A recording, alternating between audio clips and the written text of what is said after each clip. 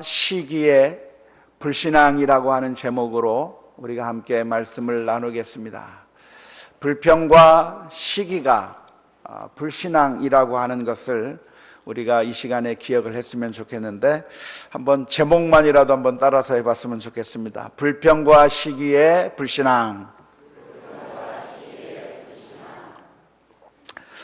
우리는 늘 불평을 입에 달면서 삽니다.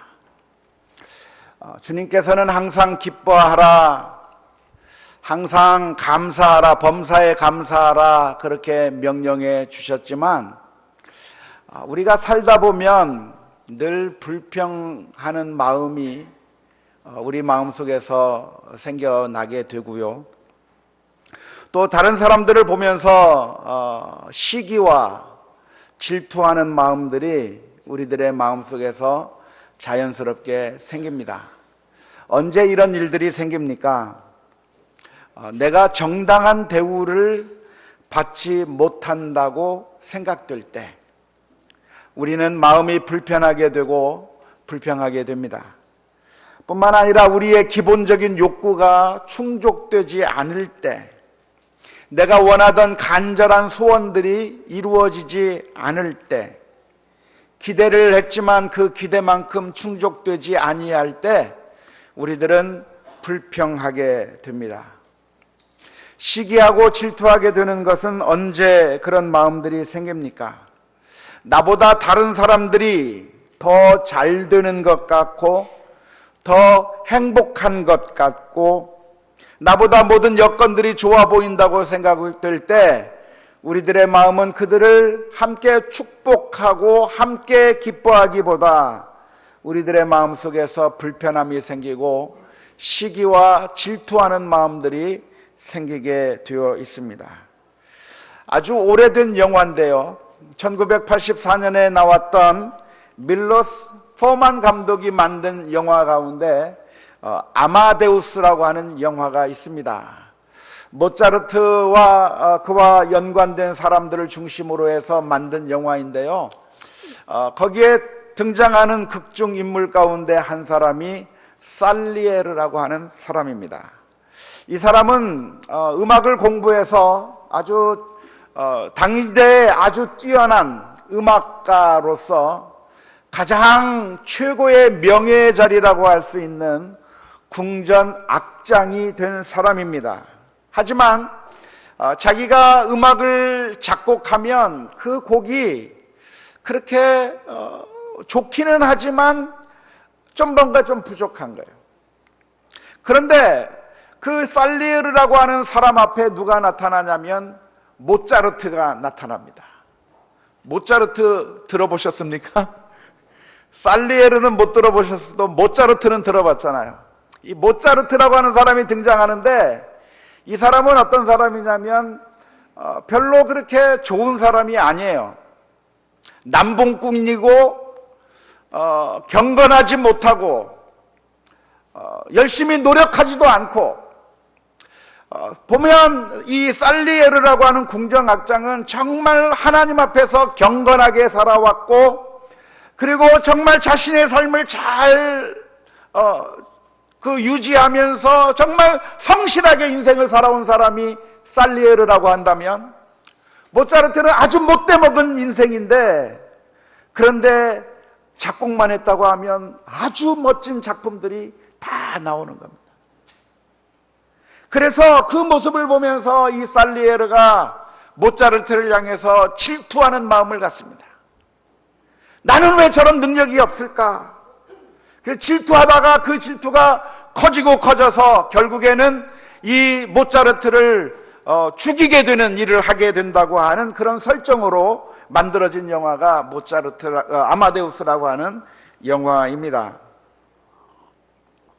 어쩌면 우리의 인생 가운데 이런 상황들이 발생하게 된다면 우리는 정말 불평하게 되고 시기와 질투 가운데 사로잡히게 될 것 같습니다.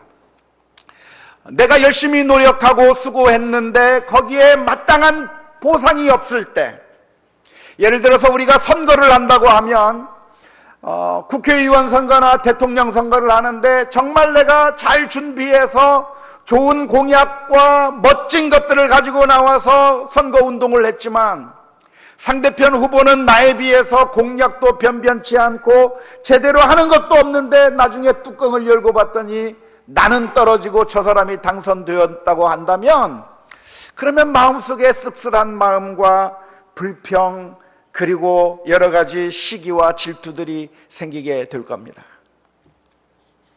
결혼하는 것도 마찬가지죠. 같은 친구들이 있는데 나는 그만큼 많은 것을 준비하고 결혼을 위해서 많은 것들을 쌓아놓았고 많은 것들을 다 이렇게 준비해 놓았는데 나는 애인이 안 생기는 거예요.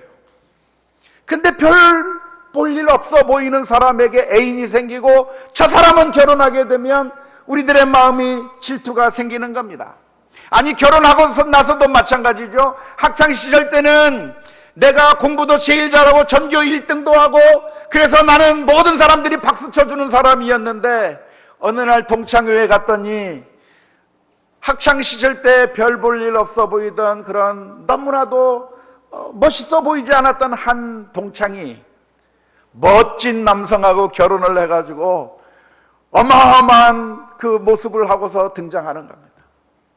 그런데 나는 그 동창회에 입고 갈 만한 옷도 제대로 없어서 변변찮은 것이 없어서 그런 상황을 보면 집에 돌아와서 왜 나는 인생을 열심히 살았는데 나에게는 이런 결과가 없고 저 사람은 아무렇게나 살았는데 왜 저런 좋은 결과가 있는가 하면서 마음의 씁쓸함을 가지게 될 것입니다.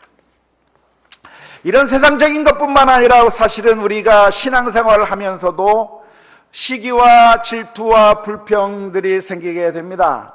신앙의 이름으로 우리가 말을 하지만 그 가운데 깊은 곳에는 우리의 시기심과 질투심이 깔려있는 경우도 참으로 많습니다. 우리 교회와 다른 교회를 비교하면서 우리 교회가 다른 교회보다 조금 좋다고 생각이 되면 이내 교만해지거나 아니면 다른 교회보다 조금 못한 게 보이기 시작하면 이내 열등감에 빠지고 불평과 시기와 질투하는 마음들이 생겨나게 되는 것입니다.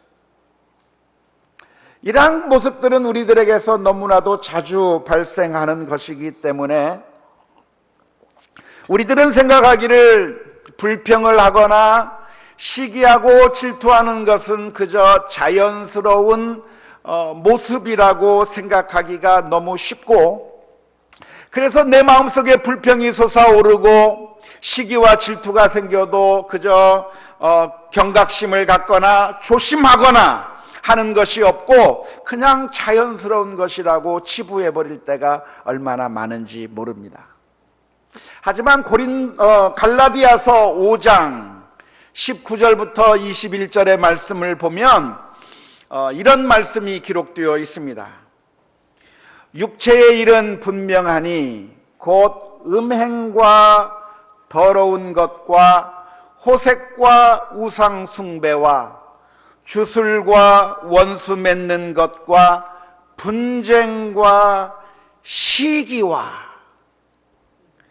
분냄과 당짓는 것과 분열함과 이단과 투기와 술 취함과 방탕함과 또 그와 같은 것들이라.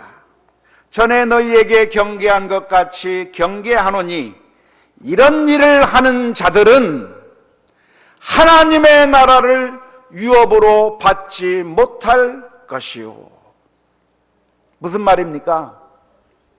하나님 나라를 유업으로 받을 수 없는 사람, 천국에 들어갈 수 없는 사람들이 누군가?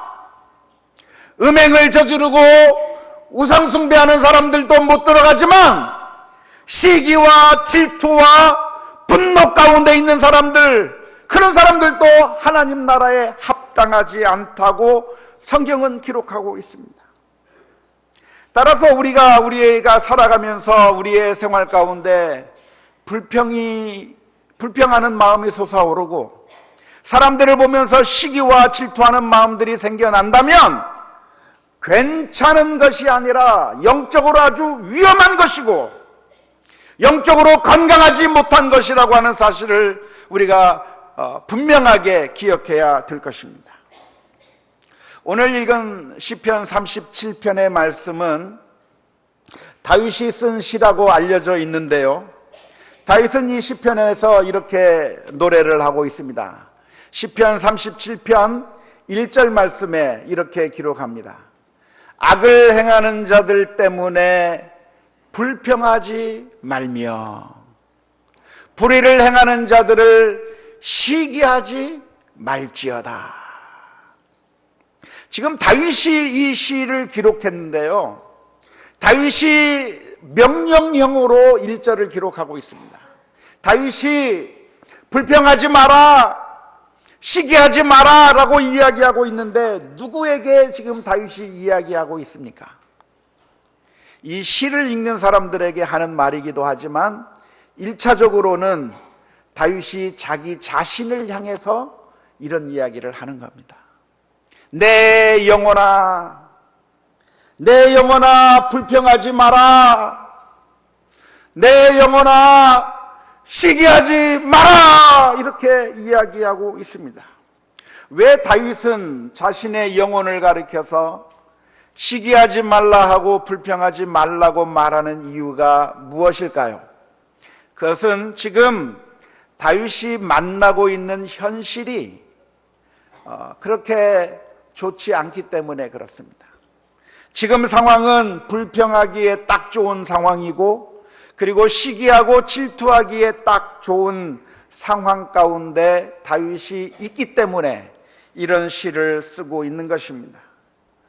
시편 37편의 말씀만 보자면 구체적으로 어떤 상황인지 이 시편 37편에는 나와 있지 않지만 우리가 충분히 추측해 볼 수가 있습니다. 어떤 상황을 생각해 볼 수 있을까요? 이런 상황을 생각해 볼 수 있을 겁니다. 다윗은 골리앗을 무찌른 민족의 영웅입니다. 이스라엘 민족이 전쟁에서 지게 되는 그 상황 가운데서 아무도 골리앗과 싸울 수 없는 그때에 다윗이 자신의 목숨을 걸고 골리앗과 싸우러 나갔습니다. 다들 무서워 벌벌벌 떨고 있는 그 상황 가운데 다윗은 자신의 목숨을 내어놓고 죽으면 죽으리라 하면서 물맷돌을 들고서 그 골리앗을 향해서 달려나가 전쟁을 했는데 골리앗을 단 칼에 물리쳐버리고 승리하고 말았습니다.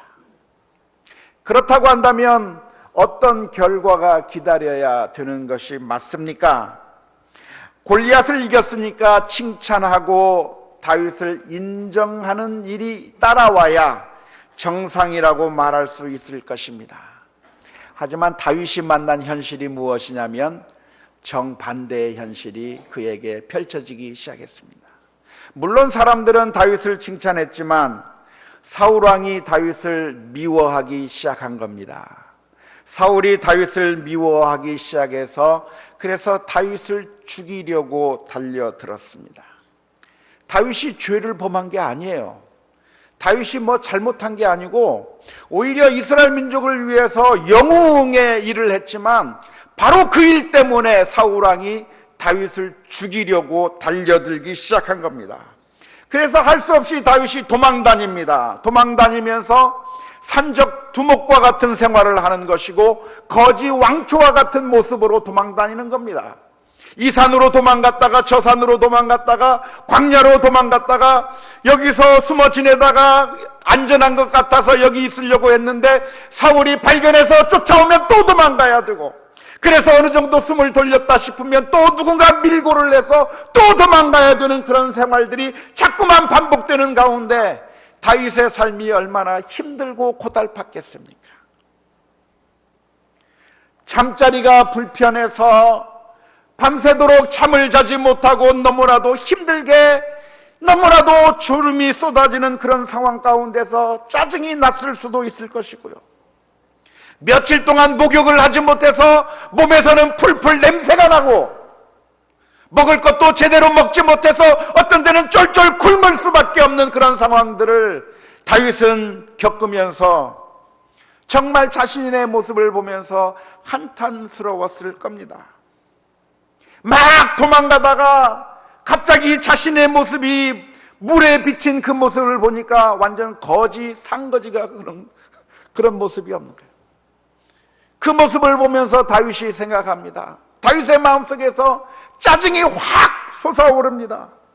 도대체 내가 무슨 잘못을 했다고 이렇게 도망 다녀야 되는가? 사울왕은 저 궁정에서 떵떵거리며 살고 있고 풍부하게 잘 살아가고 있는데 왜 나는 무슨 죄를 지었다고 이렇게 도망 다니면서 이런 힘들게 살아야만 하는가? 짜증이 나고 화가 치밀어 솟아오르고 마음속에서 불평이 솟아오르고 그리고 시기하고 질투하는 마음들이 다윗의 마음속에 솟아올랐을 것입니다. 그때 다윗이 이 시편을 쓰는 겁니다. 내 영혼아, 악을 행하는 자들 때문에 불평하지 말며, 불의를 행하는 자들이 오히려 더 잘 되는 모습을 보면서 시기하지 말지어다. 다윗은 자신의 마음속에 불평이 솟아오를 때마다, 시기와 질투가 솟아오를 때마다 이 시편을 노래했을 겁니다. 내 영혼아, 불의를 보면서 불평하지 말고 악을 행하는 자들이 오히려 잘 되는 모습을 보면서 시기하지 말지어다. 그 노래를 부르면서 자신의 마음을 다독였을 것이라고 생각을 합니다. 시편을 읽어보면 시편에는 이런 종류의 시들이 많이 있습니다. 시편 42편은 고라 자손이 쓴 시편인데요, 시편 42편 5절 말씀에 이렇게 노래를 합니다.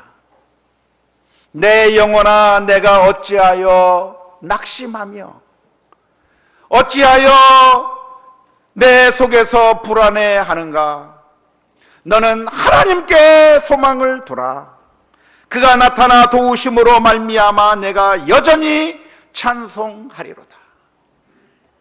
낙심한 상황 가운데 있을 때 그 낙심한 자기 자신의 모습을 보면서 내 영혼아, 어찌하여 낭만하고 있느냐?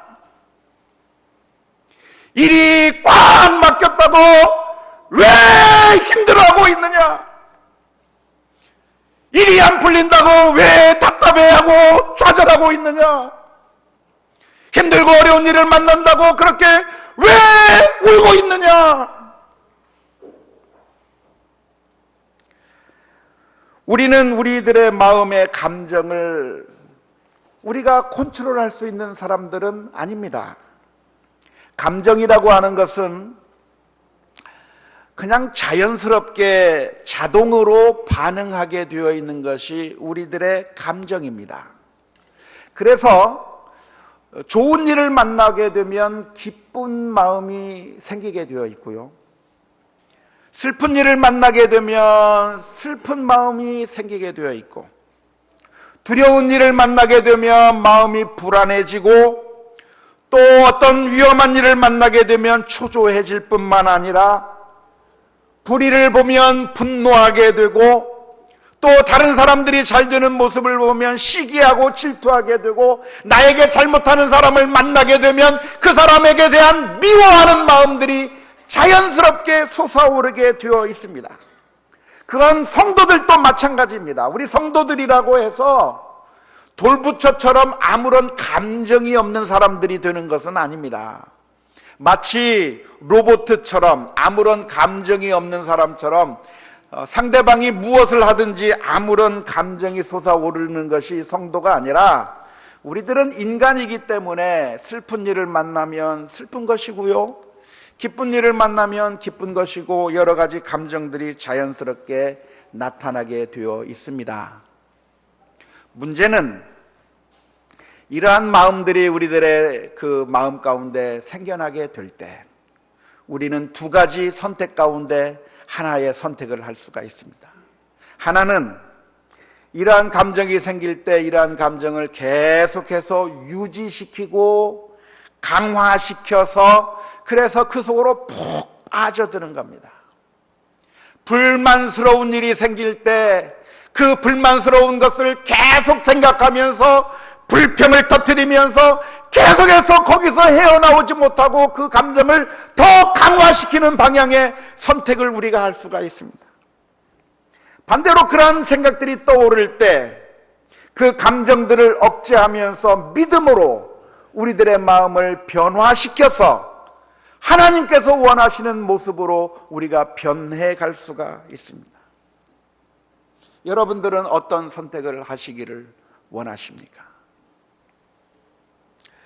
우리가 불평을 하고 시기와 질투의 감정을 갖게 된다면 그 결과는 영적으로 아주 나쁜 결과를 가져오게 됩니다. 첫 번째는 우리가 불평을 하게 되고 시기와 질투 가운데 있다고 한다면 우리들의 마음 가운데서 기쁨이 사라지게 되어 있습니다. 불평을 해보십시오. 누군가를 시기하고 질투해 보십시오. 그 마음속에서 기쁨이 사라지게 되어 있습니다.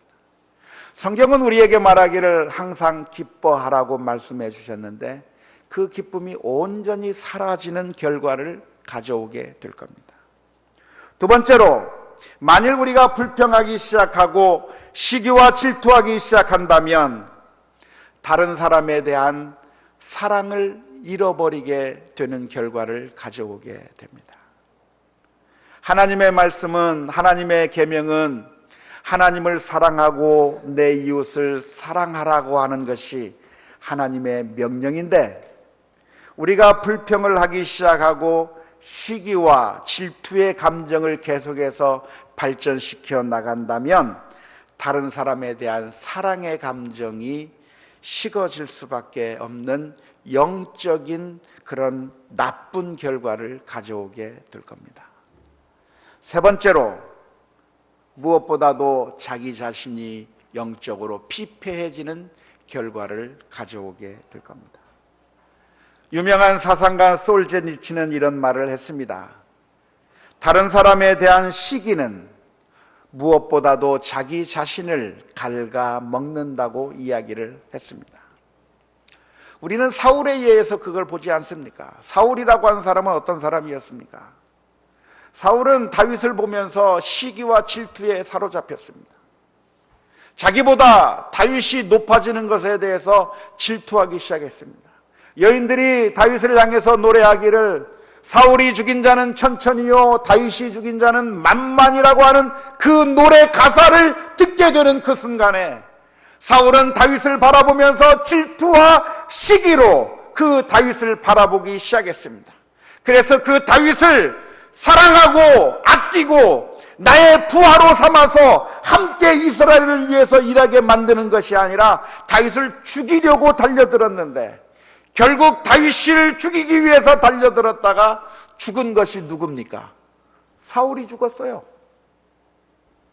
다윗은 그 다음 왕이 되고 사울 자신만 죽고 말았던 것을 우리가 너무나도 잘 압니다. 기억했으면 좋겠습니다. 불평이나 시기와 질투는 사탄이 우리의 마음을 장악하는 가장 편리한 방편이라고 하는 사실을 기억하면 좋겠습니다. 물론 우리가 살아가다 보면 불만스러운 일들이 있습니다. 시기하고 질투할 만한 일들이 날마다 생깁니다. 그런 요인들이 있습니다. 그렇다고 해서, 그런 요인들이 있다고 해서 불평하고 짜증내고 시기하고 질투하는 것이 괜찮은 것이 아닙니다. 그렇게 되면 기쁨을 잃어버리고 사랑을 잃어버리고 우리가 패망하는 길로 가게 되어 있습니다. 아무리 우리의 상황이 그렇다고 해서 거기에 우리가 항복해 버리면 안 되는 것이죠. 마치 우리가 어려운 환경에서 산다고 해서 굳이 우리가 잘못된 길로 가야 된다고 하는 법이 없는 것처럼 말입니다. 성공한다고 하면 이 세상에서의 성공은 누가 성공하게 되어 있습니까? 물론 열심히 수고하고 애쓰는 사람이 성공하게 되어 있지만 부잣집에서 좋은 환경 가운데서 자란 자녀들과 아주 힘들고 어려웠고 가난한 형편 가운데서 자란 사람이 있다고 한다면 나중에 개천에서 용이 나는 경우가 많겠습니까? 강남에서 좋은 대학 가고 좋은 직장 가고 할 가능성이 더 많겠습니까? 요즘 우리 한국 사회가 힘든 것은 이제는 개천에서 욕 나오기가 힘든 것이 그게 우리 한국 사회가 가지고 있는 문제가 아닙니까? 좋은 환경에 있으면 잘 될 가능성이 많아요. 그런데 힘들고 어려운 환경에 있으면 그러면 이제는 성공하기가 어렵다고 하는 것이 어쩌면 우리가 가지고 있는 문제일 것 같아요. 이런 우스갯소리가 있어요. 제가 우스갯소리를 할 건데 웃어주셔야 됩니다. 어떤 선생님이 학생을 보니까 이 학생이 열심히 노력을 안 하는 거예요. 열심히 공부도 안 하고 그래서 꿈도 없이 사는 것 같고 해서 그 학생을 불렀어요. 그리고 그 학생에게 네가 지금 이렇게 살면 안 된다. 꿈을 가지고 그 꿈을 향해서 열심히 나아가면 네가 정말 훌륭한 사람이 될 거다. 그러니까 꿈을 가지고 열심히 일을 해라고 막 그렇게 훈계를 한 다음에 그 학생에게 얘기를 하는데 그 학생이 도무지 열심히 이렇게 좀 기운을 차리거나 용기를 얻는 것이 아니고 시무룩하게 있는 거예요. 그래서 선생님이 물었습니다. 도대체 네 꿈이 무엇이고 네 꿈을 이루게 하는데 그 장애물이 뭐냐 그랬더니 그 학생이 선생님한테 이야기를 합니다. 선생님, 제 꿈은요 재벌 2세가 되는 게 꿈인데 우리 아버지가 노력을 안 해요.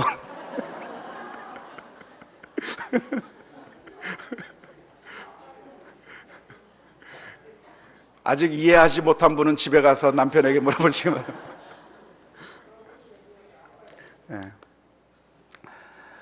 정말 좋은 환경에서 자라지 못하면 크게 되지 못할 가능성이 많은 게 맞습니다. 그런데 환경이 힘들고 어려우면 결국 깡패가 되는 게 맞습니까? 힘들고 어려우면 거지가 되는 게 맞습니까? 아니잖아요. 아무리 힘들고 어려운 환경에 있어도 그 가운데 열심히 살아서 훌륭하게 큰 사람들이 많이 있습니다. 환경 탓을 할 게 아니고 어려운 탓을 할 게 전혀 아닌 것이죠. 전 그래서 그런 사람들을 보면 힘들고 어려운 환경 가운데서도 열심히 수고하고 일해서 정말 성공한 사람들을 보면 저는 존경감이 갑니다. 정말 공부도 제대로 못하고 가정이 가난해서 초등학교도 제대로 마치지 못하고 그리고 돈도 없고 그래서 배를 골아가면서 힘들게 어린 시절에 일을 했지만 그러나 나중에 커다란 사업도 일으키고 성공한 자수성가형 사람들을 보면 정말 존경스럽지 않을 수가 없어요. 우리 교회에도 그런 분들이 몇 분 계셔요. 힘들게 어렸을 때 힘들게 살았는데 정말 크게 사업을 일으키신 분들이 계시는데 저는 그분들을 볼 때마다 고개가 숙여져요. 존경감이 가요. 왜냐하면 그분들이 돈을 많이 가지고 있어서 존경이 되는 것이 아니고 그 힘든 그 상황 가운데서 악한 길로 가지 않고 나쁜 길로 가지 않고 그걸 극복해서 이겨낸 분이시기 때문에 정말 존경스럽더라고요. 그런데 사랑하는 성도 여러분, 우리가 보고 싶은 것이 뭐냐면 영적인 자수성가한 사람들을 보고 싶어요. 우리 주변의 환경은 나로 하여금 낙심하게 만듭니다. 우리 주변의 환경은 나로 하여금 불편하게 만듭니다. 우리 주변의 환경은 나로 하여금 시기하고 질투하게 만드는 환경이 주어지고 있습니다. 만일 그런 환경이 우리에게 있다고 한다면 그 환경에 굴복해서 불평하는 게 정답입니까? 그런 환경이 나에게 주어졌다고 한다면 시기하고 질투하면서 미워하는 것이 정답입니까? 그게 아닙니다. 그 순간에 우리는 다윗처럼 노래해야 합니다. 내 영혼아 어찌하여 낭망하느냐. 내 영혼아 악을 행하는 자들을 보고 불평하지 말고 악을 행하면서 잘 되는 사람들을 보면서 시기하고 질투하지 말지어다. 믿음으로 승리하는 우리 모두가 다 될 수 있기를 주님의 이름으로 축원합니다. 다윗이 영적인 거장이 되었던 이유는 그가 유혹을 전혀 받지 않았기 때문이 아닙니다. 그의 마음이 돌부처처럼 단단해서 아무런 감정이 솟아오르지 않는 사람이었기 때문에 위인이 된 것이 아닙니다. 다윗도 우리와 똑같은 감정을 가지고 있는 사람이었습니다. 하지만 그 순간에 내 마음속에서 불평이 솟아오를 때 내 영혼을 향해서 외치는 겁니다. 내가 어찌하여 분노하느냐? 내가 어찌하여 낭망하느냐? 내가 어찌하여 악한 자가 잘 되는 모습을 보면서 왜 시기하고 질투하느냐? 오늘 37편의 말씀은 우리가 그런 감정이 솟아오를 때 어떻게 우리가 영적으로 이겨낼 수 있는가에 대해서 우리들에게 많은 교훈을 줍니다. 첫 번째, 우리는 현실만을 바라볼 것이 아니라 마지막 결국을 바라보아야 합니다. 2절 말씀에는 이렇게 기록합니다.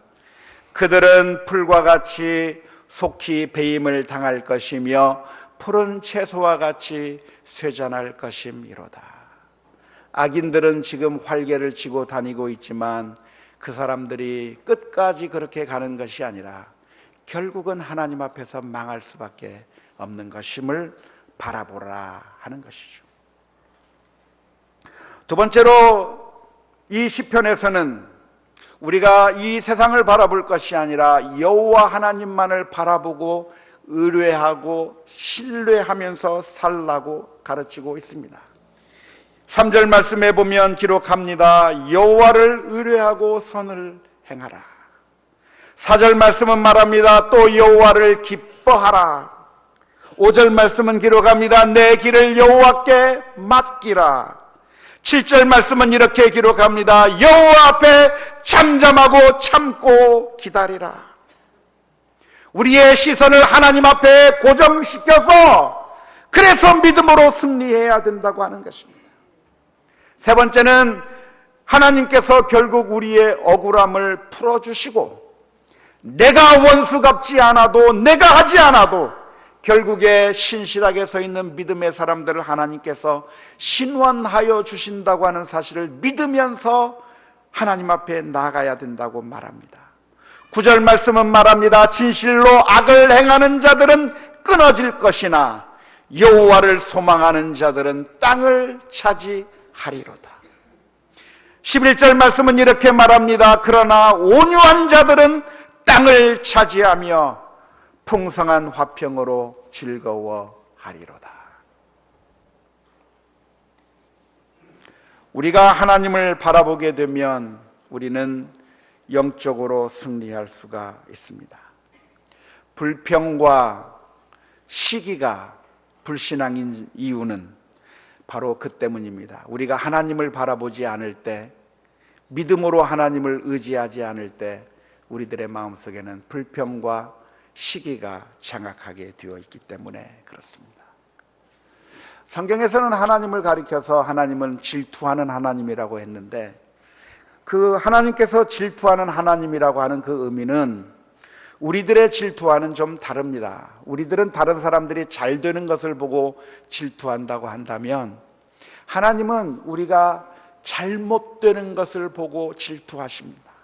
악을 행하는 것을 보고 안타까워하시고 우리가 잘못된 길로 가는 것을 너무나도 안타까워하시고 질투하셔서 우리가 그냥 죄 짓는 것을 그냥 내버려 두지 아니하시고 우리 주님께서 하신 일이 있다고 한다면 그 아들을 십자가에 내어 주셨습니다. 나를 위해서 십자가를 지신 우리 주님을 바라보면서 어떠한 일이 있든지 무엇을 하든지 우리가 하나님 앞에 영적으로 바로 서 있으며 늘 기쁨과 감사가 우리의 삶 가운데 넘쳐날 수 있기를 주님의 이름으로 축원합니다. 우리 함께 같이 찬양하겠습니다. 주님 한 분만으로 나는 만족해. 찬양하십시다.